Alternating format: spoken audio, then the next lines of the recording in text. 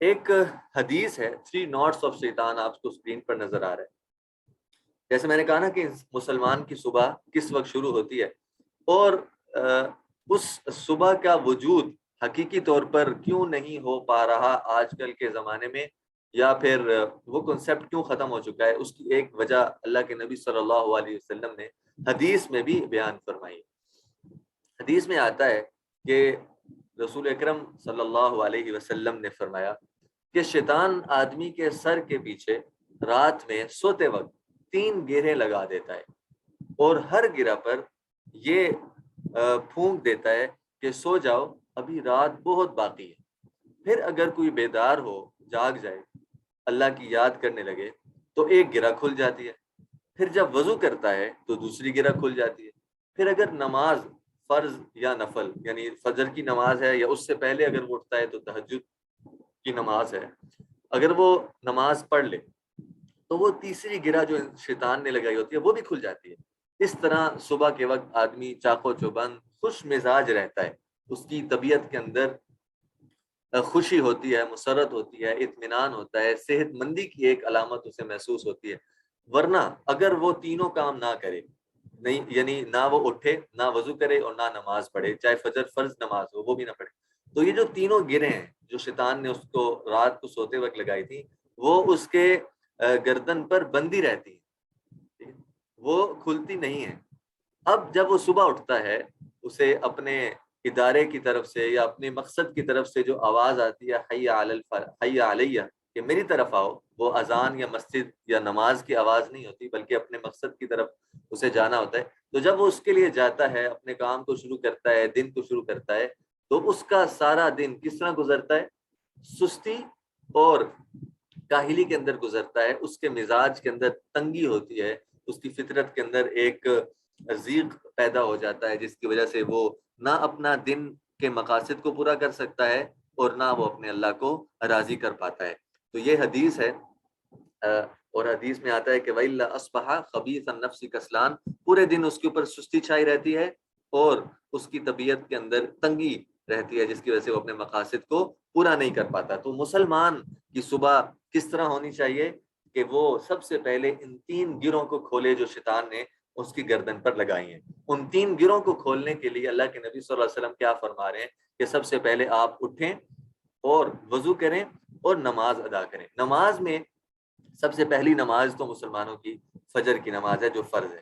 اس سے پہلے ایک اور نماز ہے جس کو تہجد کی نماز کہا جاتا ہے. تہجد کی نماز تمام انبیاء علیہ السلام پر فرض ہوا کرتی تھی. اور تہجد کی نماز کے بارے میں ایک حدیث ہے کہ اللہ کے نبی صلی اللہ علیہ وسلم نے فرمایا بے شک رات میں ایک ایسی ساعت ہے، یعنی ایک ایسا وقت ہے جس میں مسلمان بندہ جب اللہ کریم سے دنیا اور آخرت کی کوئی بھلائی مانگتا ہے تو اللہ تعالیٰ اسے وہ بھلائی ضرور عطا فرماتا ہے. اور یہ وقت ہر رات میں ہوتی ہے، یعنی کوئی ایسی رات نہیں ہے کہ ہم کہہ سکیں کہ آج رات وہ وقت نہیں آئے گا، بلکہ ضرور آئے گا. آج رات میں بھی کوئی وقت ایسا ہوگا جس میں ہم اللہ تعالیٰ سے جو بھلائی اور خیر مانگیں دنیا اور آخرت کی، اللہ تعالیٰ ہمیں وہ بھلائی عطا فرماتے ہیں. تو ہم اپنے دن کا آغاز میں سب سے پہلا عمل ہمارا کیا ہونا چاہیے؟ وہ تہجد کی نماز. دیکھیں ہم جس سے محبت کرتے ہیں یا جس سے تعلق رکھتے ہیں، ریلیشن رکھتے ہیں، کوئی نہ کوئی وقت ہمارا اس کے ساتھ گزرتا ہے، ٹھیک ہے، اور ایسا گزرتا ہے جس میں ہماری تمام ذہنی صلاحیتیں یا سوچ اس بندے کے ساتھ اٹیچ ہوئی ہوتی ہیں، سٹک ہوئی ہوتی ہیں، کہیں اور ہمارا ذہن نہیں جاتا. اسی طرح تہجد کا ایک ایسا وقت ہے، فجر کی نماز ہے، ظہر، عصر، مغرب، عشاء. اسی طرح باقی اذکار ہیں، قرآن پاک کی تلاوت ہے، ذکر اذکار ہیں، صبح شام کی دعائیں، ان کے ذریعے بھی اللہ تعالیٰ کے ساتھ ایک تعلق یا ریلیشن بنتا ہے. لیکن آپ دیکھیں نا کہ پورا دن ہم ان اعمال کے ساتھ ساتھ دنیاوی اعتبار سے کسی نہ کسی مشغولیت میں لگے ہوئے ہوتے ہیں.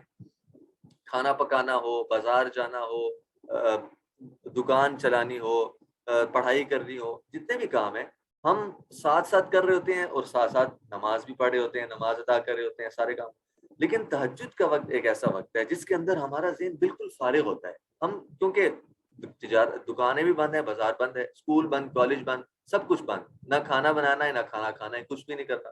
اس وقت ہم جو اللہ کو یاد کریں گے، ہمارا سارا ذہن، ہمارا سارا دھیان اس وقت خالص اللہ کی طرف ہو، اور اس وقت کی دعا، کیونکہ حدیث میں آتا ہے نا کہ اللہ تعالیٰ ایسے بندے کی دعا کو قبول نہیں فرماتے جس کا دل متوجہ نہ ہو، جس کا ذہن کہیں اور ہو، سوچ کہیں اور ہو، دھیان کہیں اور ہو، اور بانگ اللہ سے رہا ہو۔ اللہ تعالیٰ ایسے بندے کی دعا کو نہیں سنتے، نہیں قبول فرماتے۔ تو تہجد کے وقت ہمارا ذہن، ہمارا دھیان، ہماری کنسنٹریشن، فوکس سارا سارا اللہ کی طرف ہوتا ہے کہ ہم اس وقت جو اللہ سے مانگ رہے ہیں وہ واقعی میں قبول بھی ہوگا۔ تو تہجد کی عادت ڈالنی چاہیے۔ اب جو چھوٹے ہیں، چھوٹے بچے ہیں یا درمیانی عمر کے، وہ آہستہ آہستہ اس کو، یہ بات ضروری ہے کیونکہ ہم دیکھیں پڑھ تو سارا کچھ رہے ہیں، ہمارے سلیبس میں جتنی بھی چیزیں ہم ساری پڑھ رہے ہیں، دعائیں ہیں، سارا کچھ۔ اب مثال کے طور پر سونے اور جاگنے سے متعلق آداب اور سنتیں ہیں تو پڑھیں گے تو ہم ایک ہی دفعہ سارا کچھ، لیکن جب اس کو ہم پریکٹس کرنے کے لیے آئیں گے، پریکٹیکل لائف میں لائیں گے اس کو، تو ایک ایک کر کے آہستہ آہستہ۔ ایک حدیث میں آتا ہے نا، احب الاعمال الی اللہ ادومها وان قل، اللہ کو سب سے زیادہ پسند وہ اعمال ہیں جن کے اوپر کنسسٹنسی، ثابت قدمی اختیار کی جائے، جن کو چھوڑا نہ جائے شروع کرنے کے بعد۔ ہاں بے شک وہ کم ہو، تو ہم جب اعمال کو شروع کریں نا تو آہستہ آہستہ، اسٹیپ بائی اسٹیپ، اپنے آپ کو تیار کرتے ہوئے کہ ہاں میں اس طرح کروں گا، ہفتے میں ایک دن تہجد پڑھوں گا، پھر اگلے ہفتے 2 دن، پھر اس سے اگلے ہفتے 3 دن۔ جتنے بھی انسان اپنی لیے سمجھ مناسب سمجھتا ہے، اس اعتبار سے اپنا شیڈیول خود بنائے کہ یہ اعمال ہیں، میں نے ان کو اپنی زندگی میں لانا ہے۔ تو اس سے ایک فائدہ یہ ہوگا کہ جب ہمیں راستے میں موت آ جاتی ہے، ہم سارے اعمال کو اپنی زندگی میں اپلائی نہ بھی کر پائے، تو قیامت کے دن انشاءاللہ ہمیں ان تمام اعمال کا بدلہ ملے گا جن کے اوپر ہم عمل نہیں بھی کرتے تھے، اس لیے کیونکہ ہم ان کو کرنے کی نیت رکھتے تھے، عزم رکھتے تھے۔ اسی لیے ایک حدیث میں آتا ہے نا کہ جو بندہ، جو شخص قرآن پاک کو یاد کرتا ہے، شروع کرتا ہے یاد کرنا اور مکمل نہیں کر پاتا، اس کا حفظ مکمل نہیں ہوتا، تو قیامت کے دن اس کا حشر اللہ تعالیٰ کس کے ساتھ فرمائیں گے؟ اس کا مقام کس کے ساتھ ہوگا؟ حفاظ کے ساتھ ہوگا، حافظوں کے ساتھ ہوگا جنہوں نے حفظ مکمل کیا۔ تو اسی طرح ہم ایک راستے پر چل پڑے ہیں، چاہے ہم اس راستے کی منزل پر نہیں پہنچے، لیکن منزل پر پہنچنا ہمارا مقصود ہے، تو اللہ تعالیٰ ہمارا مقام بھی اس منزل والوں تک پہنچنے والوں کے ساتھ فرمائیں گے۔ تو تہجد سے ہم شروع کریں، اپنے بچوں کو عادت ڈالیں۔ تہجد کے اصل میں 4 ایسے اعمال ہیں جو نبی صلی اللہ علیہ وسلم فرمایا کرتے تھے۔ پہلی ہے نماز، تہجد کی نماز، جتنی بھی رکعات ہم پڑھ سکیں، 8 ہیں، 6 ہیں، 4 ہیں، اگر وقت کم ہے تو 2 پڑھ لیں۔ اس کے ساتھ دعا، اللہ تعالیٰ سے دعا، لمبی لمبی اللہ تعالیٰ سے اپنی ضروریات کو دعا مانگے۔ اچھا، صرف ہم دنیاوی ضروریاتوں کو نہ مانگے، اللہ تعالیٰ سے جو دین کی خیریں اور بھلائیاں ان کو بھی مانگے، اور پھر مرنے کے بعد جو مراحل ہیں ان کو بھی مانگے۔ ہماری دعا کیا ہوتی ہے؟ یا اللہ فلاں چیز پھنسی ہوئی ہے اس کو حل فرما دے، یا اللہ فلاں بیمار ہے اس کو صحت شفا دے دے، یا اللہ فلاں کام میرا رہتا ہے اس کو پورا کر دے، یا اللہ بجلی نہیں ہماری دعائیں، ہماری حاجات ایسی ہونی چاہیے جو ہمارے لفظ ایک ہو، جملہ ایک ہو، لیکن تمام حاجات اور ضروریات کو پورا کر دے۔ مثال کے طور پر چلیں لمبی ہو جائے گی بات، بس اللہ تعالیٰ سے لمبی لمبی دعائیں مانگ۔ اس کے ساتھ قرآن پاک کی تلاوت دیکھ کر کرنے کا جو نور تہجد کے وقت حاصل ہوتا ہے، ایک بزرگ فرماتے تھے کہ ایسا نور مجھے کسی اور عبادت میں نہیں ملا جتنا نور مجھے تہجد میں قرآن پاک کو دیکھ کر پڑھنے کا حاصل ہو۔ واقعی آپ اس کو لائیں، تجربے میں لائیں، شروع کریں اس کو، اس کا فائدہ کتنا ہوگا۔ قرآن پاک کو دیکھ کر پڑھنا، لیکن ساری دنیا سو رہی ہے، اندھیرا ہے، اللہ تعالیٰ خود آپ کی تلاوت کو سن رہے ہیں۔ بلکہ قرآن پاک کی آیت ہے ان ناشئۃ اللیل ہی اشد وطئا واقوم قیلا ان لک فی النہار سبحا طویلا۔ اس طرح ایک جگہ آتا ہے کہ صبح کی جو تلاوت ہوتی ہے اس وقت فرشتے حاضر ہوتے ہیں، فرشتے خود براہ راست قرآن پاک کی تلاوت کرنے والے کے منہ سے، یعنی جو الفاظ نکل رہے ہوتے ہیں ان کو خود حاصل کرتے ہیں، پھر اللہ تعالیٰ تک اس کو پہنچاتے ہیں، پھر اللہ تعالیٰ اس کا بدلہ سب کو عطا فرماتے ہیں۔ تو قرآن پاک کی تلاوت، اس کے ساتھ تیسرا عمل ہے، چوتھا عمل ہے ذکر کرنا، اللہ تعالیٰ کا ذکر کرنا۔ جو بھی اذکار ہمیں آتے ہیں، لا حول ولا قوت الا باللہ، سبحان اللہ، الحمدللہ، اللہ اکبر، درود شریف ہے، استغفار ہے، ان تمام اذکار کے ساتھ اللہ تعالیٰ کو یاد کرنا۔ اور اذکار خود، ذکر خود ایک بہت بڑا سبجیکٹ ہے جس کو سمجھنے کی بہت زیادہ ضرورت ہے، لیکن اس وقت عارضی طور پر اس کو بیان کیا جا رہا ہے۔ تو ذکر، اللہ تعالیٰ کا ناموں کو، اللہ تعالیٰ کے ناموں سے اللہ کو یاد کرنا۔ تو ہماری صبح کس طرح ہوگی؟ قرآن کریم، صبح تہجد سے ہماری صبح ہوگی، ان جو 3 ناٹس تھے، 3 گرے تھی شیطان کی، اس کو ہم نے کوشش کرنی ہے کہ تہجد کے ذریعے توڑنے کی کوشش کریں. اگر نہ ہو سکے تو فجر کی نماز کے ذریعے سے توڑنے کی کوشش کریں. اچھا، گڈ مارننگ قرآن. ہماری صبح کا آغاز تہجد کی نماز کے بعد یا فجر کی نماز کے بعد قرآن پاک کی تلاوت کے ساتھ ہونا چاہیے. دیکھیں یہ پہلے بھی بات آئی تھی ایک جگہ ریفارمیشن آف کنسیپٹس کے سلیبس میں، کہ ہم جو غذا کھاتے ہیں، ہماری جو ہم انسان کا وجود دو چیزوں سے ہے، ایک اس کا جسم اور ایک اس کی روح. تو جسم کی غذا کا، اس کی ڈائٹ کا ہم بہت خیال رکھتے ہیں. صبح کا ناشتہ ہے، دوپہر کا کھانا ہے، رات کا کھانا ہے، بیچ میں اس کے ساتھ چائے ہے، کولڈ ڈرنکس ہیں، شربت ہیں، پانی ہے. یہ تمام چیزیں ہماری ڈائٹ میں شامل ہیں، اور ہم اس کا فائدہ، ہماری جو باڈی ہے، جسم ہے، اس کو بالکل فائدہ محسوس ہو رہا ہے. تو ایک ہماری جو دوسری چیز ہے جس سے ہم انسان بنا ہے، وہ اس کی روح ہے. روح کی غذا اللہ تعالیٰ نے اپنے ذکر میں رکھی ہے. الا بذکر اللہ تطمئن القلوب، ارواح. روحوں کی غذا اللہ تعالیٰ کے ذکر میں، اور اللہ کے ذکر میں سب سے بنیادی چیز قرآن کریم. سارے اذکار قرآن کریم سے نکلے ہیں نا، تو قرآن کریم اللہ تعالیٰ کا سب سے بنیادی ذکر ہے. جب ہم صبح کا آغاز کریں تو یہ آگے ایک اور حدیث آئے گی بڑی اہم، اس کو پڑھ کے انشاءاللہ یہ کلاس ختم کریں گے. تو قرآن کے ذریعے سے اپنی روح کی غذا کو مکمل کریں. صبح کرنی ہے روح کی غذا کے ساتھ، روح کو اس کی غذا دیں. قرآن کریم کی تلاوت کریں، دیکھ کے کریں. سورہ یاسین کے بارے میں تو آتا ہے نا کہ جو شخص صبح کے وقت سورہ یاسین پڑھ لیتا ہے، اللہ تعالیٰ اس کی دنیا کی اس دن کی تمام ضروریات اور خوائش کو پورا فرما دیتے ہیں. تو کتنے بڑی فضیلت ہے. تو سورہ یاسین تو ضروری ہے، لیکن صرف اس کی عادت نہ ڈالیں، اس سے آگے بڑھیں اور آہستہ آہستہ اس کو بڑھائیں. 1 سپارہ، آدھا سپارہ، ایک پیج سے شروع کریں، اور دن کے اندر کوئی ایسا وقت ضرور رکھیں جس کے اندر آپ قرآن پاک کی تفسیر کسی سے ضرور پڑھیں. خود سے پڑھنا چاہیں یا کسی سے سمجھ کر پڑھیں، ضرور اس کی بھی عادت ڈالنی چاہیے. تو قرآن کریم کی جو غذا ہے، اس کے ذریعے اپنی روح کو تک مکمل کریں. اس طرح ایک حدیث میں آتا ہے کہ صبح، بلکہ قرآن پاک کی آیت ہے، وَاذْكُرِ اسْمَ رَبِّكَ بُكْرَةً وَأَصِيلًا، صبح اور شام میں اپنے رب کا ذکر کیا کرو. خاص طور پر کئی آیات ہیں اس بارے میں، تو یہ صبح اور شام کا جس میں ذکر ہے. تو ہم اب اپنے دنیاوی اعتبار سے جتنے بھی ہمارے کام ہیں ان میں لگیں گے تو صحیح.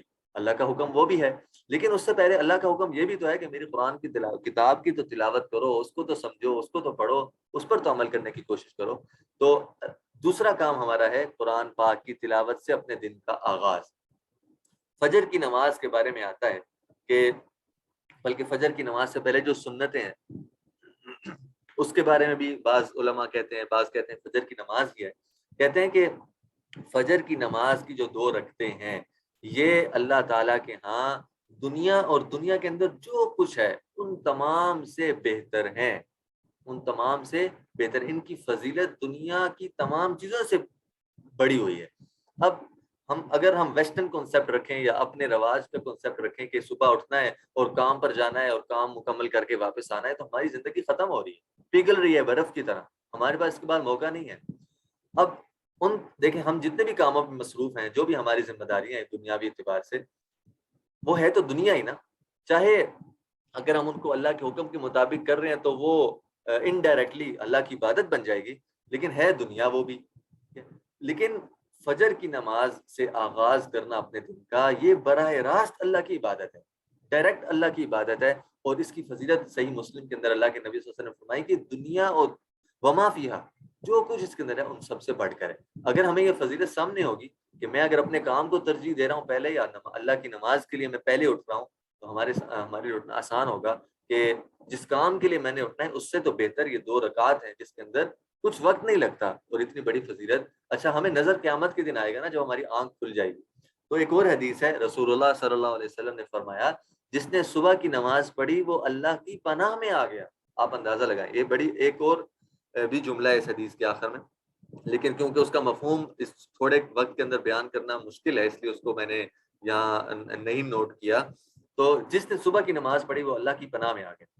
اب پناہ میں اللہ کی پناہ، دیکھیں اللہ کی ذات حفیظ ہے نا، اور اللہ کی ذات سے بڑھ کر تو کوئی حفاظت کرنے والا نہیں. تو اللہ کی پناہ کا کتنی وسیع ہوگی. اور اس کا اندازہ ہمارا ذہن یا سوچ تو لگا نہیں سکتی.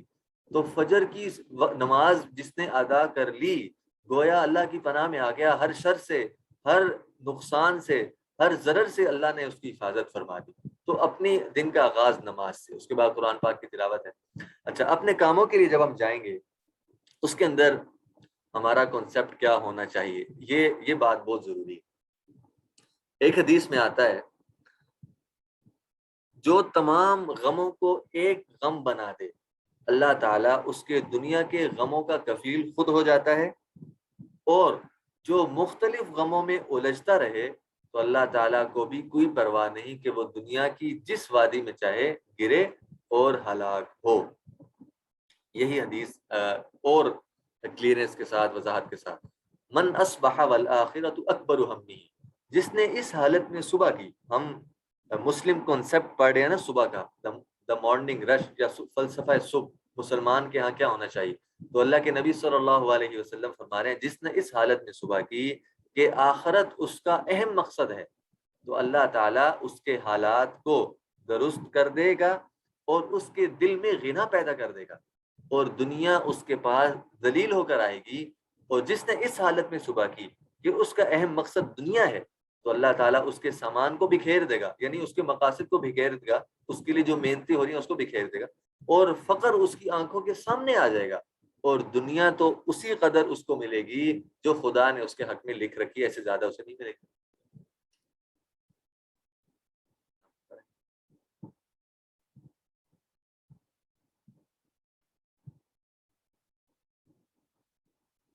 جی ہاں، یہ بالکل ایکسپلینیشن ہونی ہے. ابھی دونوں احادیث کا مفہوم قریب قریب ہے، اس کو ہم پڑھتے ہیں ابھی. تو ان دونوں حدیث کے اندر جو تمام غموں کو ایک غم بنا دے، اسی کے ساتھ ایک اور وضاحت آتی ہے، یعنی والآخرۃ اکبر ہمی. یہ اگلی حدیث ہم نے پڑھی نا، والآخرۃ اکبر ہمی، اس حالت میں صبح کی کہ آخرت اس کا اہم مقصد ہے. اسی طرح جو اوپر والی حدیث ہے جو تمام غموں کو ایک غم بنا دے، اس کے اندر بھی عربی کے الفاظ کے اندر آتا ہے یعنی آخرت کا غم. جو اس حالت میں صبح کرے، وضاحت یا ایکسپلینیشن اس حدیث کی ہے کہ جو اس حالت میں صبح کرے کہ جب وہ صبح اٹھے تو اس کے ذہن پر آخرت سوار ہو، آخرت سوار ہو کہ مرنے کے بعد میں نے اللہ کے سامنے پیش ہونا ہے، اور آج کا دن جو مجھے اللہ تعالیٰ نے دیا ہے یہ اللہ کی طرف سے بہت بڑی اپرچونٹی ہے جس کو میں نے استعمال کر کے اس سے فائدہ اٹھانا ہے اور اللہ کی رضا میں اس پورے دن کو گزارنا ہے، اللہ کی فرما برداری میں اس پورے دن کو گزارنا ہے. تو والآخرۃ اکبر ہمی، صبح اس حالت میں کرنی ہے کہ ہمارا ذہن، ہماری سوچ، ہمارا دھیان، ہمارا خیال پورا کا پورا مرنے کے بعد اللہ کے سامنے پیش ہونے کی طرف ہو. جب یہ ہوگا نا تو سارا دن نہ ہم جھوٹ بولیں گے، نہ کسی کو نقصان دیں گے، نہ کسی کے ساتھ دھوکہ کریں گے. اپنے اگر جو ذمہ داریاں ہمیں دی گئی ہیں اسکول کی طرف سے ان کو پورا کریں گے، والدین کی طرف سے ان کو پورا کریں گے، کمپنی کی طرف سے ان کو پورا کریں گے، ملازم ہیں ان کی، تاجر ہیں اپنی دکان کی جو ذمہ داری ان کو پورا کریں گے، اور سامان کے اندر ناپ تول میں کمی نہیں کریں گے، جھوٹ نہیں بولیں گے، کسی کو تکلیف نہیں دیں گے، نمازیں ادا کریں گے. جب یہ کنسپٹ مسلمان کے ذہن میں ہوگا کہ آج کا دن مجھے اس لیے دیا گیا ہے کہ میں مرنے کے بعد اللہ کے سامنے اس دن کو گواہی بنا کر پیش کر سکوں کہ اللہ ایک دن آپ نے مجھے دیا تھا جس کو میں نے آپ کی رضا میں اور آپ کی عبادت اور آپ کی فرما برداری میں خرچ کیا. تو یہی فلسفہ صبح ہے. ان دونوں حدیث کو اتنا بیان کیا جا رہا ہے بس کہ اپنے غم کو یہ بنایا جائے صبح کے وقت کہ میں نے اللہ کے سامنے مرنے کے بعد پیش ہونا ہے. اس کا فائدہ کیا ہوگا؟ اللہ تعالیٰ اس کی دنیا کے تمام غموں کا کفیل ہو جائے گا. اللہ کافی ہے. اب دیکھیں نا، ہم نے کنسپٹ پڑھا کہ رش کب شروع ہوتا ہے؟ 7 سے 9 بجے تک اپنے اپنے کاموں پہ جانے کے لیے. اس سے پہلے اگر رش شروع ہو جائے فجر کی نماز کے لیے تو اللہ تعالیٰ کیا کہہ رہے ہیں؟ تمام غموں کا کفیل. اب پیسہ کمانا غم ہے، اسکول کالج جانا غم ہے، گھر کے کام شام غم ہے، انسان بس کام ہی کرتا رہے، تھکتا ہی رہے. یہ کون سی دنیا، یہ کیسی زندگی ہے؟ زندگی تو اصل جنت میں ہے. تو یہاں پر جو کام ہو رہے ہیں، جو انسان کو پریشانیاں ہیں، انسان کی الجھنیں ہیں، مشکلات ہیں، مشقتیں ہیں، ان تمام کا کفیل کون بن رہا ہے؟ سبحان اللہ، اللہ تعالیٰ کی ذات بن رہی. اللہ تعالیٰ کہہ رہے ہیں میں کافی ہوں بھائی، میں کفیل ہوں تم بس اتنا غم بنا لو کہ میرے سامنے تم نے آنا ہے، اس کے مطابق عمل شروع کر دو، دن شروع کر دو، میں تمہارے کاموں کی ذمہ داری لیتا ہوں۔ اچھا، اس کے بدلے میں دوسرا انسان کیا ہے؟ جو مختلف غموں میں الجھتا رہے، یعنی اس نے صبح اٹھتے ہی یہ کنسپٹ نہیں رکھا کہ میں نے آخرت میں اللہ کے سامنے پیش ہونا ہے اور آج کا دن مجھے اللہ کو راضی کرنے کے لیے دیا گیا ہے، اللہ کی عبادت میں اس کو لگانا ہے، بلکہ اس کا ذہن یہ ہے کہ میں نے اپنے اپنے کاموں پر جانا ہے، جلدی جلدی تیاری کرنی ہے، ناشتہ کرنا ہے، کام پر جانا ہے، اس کو کام شروع کرنا ہے تاکہ گھر کا نظام چل سکے، بیوی بچوں کو پال سکوں۔ تو اللہ تعالیٰ کیا کہہ رہے ہیں؟ تو اللہ تعالیٰ کو کوئی پرواہ نہیں کہ وہ دنیا کی جس وادی میں چاہے گرے اور ہلاک ہو، یعنی اللہ تعالیٰ نہ اس کے کفیل ہیں، نہ اس کی ذمہ داری لیتے ہیں، نہ وہ اللہ کی پناہ کے اندر داخل ہوا ایسا شخص۔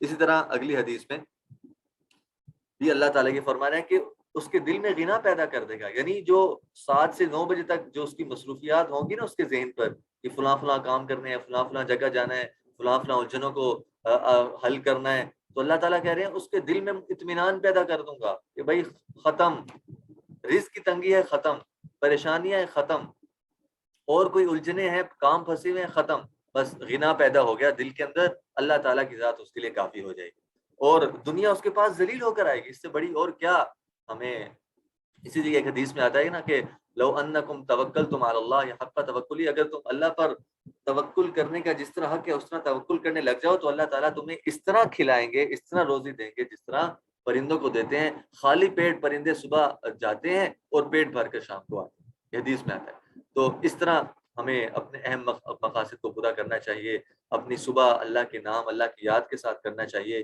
اسی لیے فلسفہ صبح اسلام کے اندر یہ ہے جو ہمیں فوراً ہی اپنی آنکھ کھلتے ہی دہرا لینا چاہیے، اور وہ فلسفہ صبح ہمیں کسی اردو یا انگلش زبان میں نہیں دہرانے کی ضرورت، ہم جو دعا پڑھتے ہیں جو ہم نے یاد کی ہے نیند سے بیدار ہونے کی، وہی اصل میں فلسفہ صبح ہے۔